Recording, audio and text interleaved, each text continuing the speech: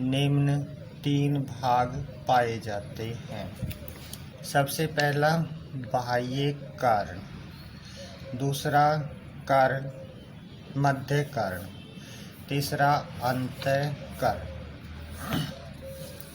सबसे बाहर की ओर बाह्य कर्ण स्थित होता है और इस बाह्य कर्ण को कर्ण पल्लव अर्थात कान के पल्ले और बाह्य कर्ण कुहर में विभक्त किया गया है।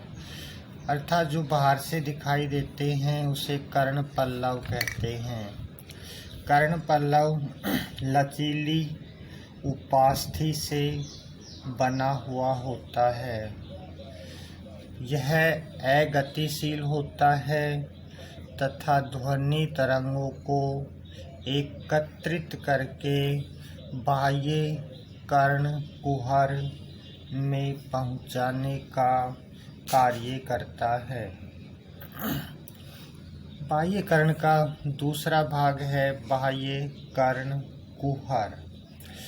यह लगभग 2.5 से 3 सेमी एक लंबी नलिका के रूप में होता है। इसके भीतरी सिरे पर एक झिल्ली पाई जाती है जिसे कान का पर्दा या कर्णपट्ट कहा जाता है। बाह्य कर्ण को यह झिल्ली मध्य कर्ण से पृथक करने का कार्य करती है। इस नलिका में एक मोम के समान पदार्थ स्रावित होता है जिसे कर्ण मोम या सीरुमीन कहते हैं। इस भाग में सेरुमिनस ग्रंथियां पाई जाती हैं और ये ग्रंथियां एक मोमीय पदार्थ का स्रावण करती हैं जिसको सीरुमीन या कर्ण मोम कहते हैं।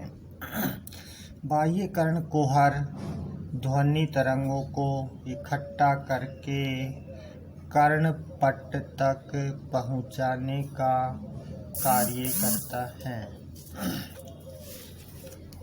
मध्य कर्ण तो कान के पर्दे से अंदर की तरफ अंतःकर्ण के बीच अर्थात बाह्य कर्ण और अंतःकर्ण के बीच का जो भाग होता है इस भाग को मध्य कर्ण कहते हैं तथा मध्य कर्ण की जो गुहा होती है इस गुहा को कर्ण गुहा कहा जाता है।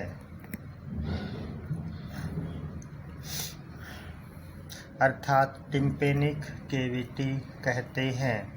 मध्य कर्ण में 3 छोटी छोटी अस्थियां पाई जाती हैं जो परस्पर एक दूसरे से जुड़ी रहती हैं। सबसे पहली जो अस्थि है इसे मैलियस कहते हैं। यह पीछे की तरफ कर्ण पट्ट से जुड़ती है तथा इसका दूसरा सिरा निहाई तथा इसका जो दूसरा सिरा है वो हथौड़ा रूपी होता है। यह अस्थि मेलिस कहलाती है। इस हथौड़े रूपी मैलियस का दूसरा सिरा इनकस अस्थि से जुड़ता है जो निहाई के आकार की होती है। इस इनकस अस्थि का जो चौड़ा सिरा है वो मैलियस से और इसका जो पतला सिरा होता है वो स्टेपिस अस्थि से जुड़ता है। स्टेपिस का आकार घोड़े की जीन के रकाब के समान होता है। इसमें एक छिद्र होता है। स्टेपिस का जो दूसरा सिरा है वो फेनेस्ट्रा ओवेलिस पर स्थित एक पतली झिल्ली से जुड़ा रहता है।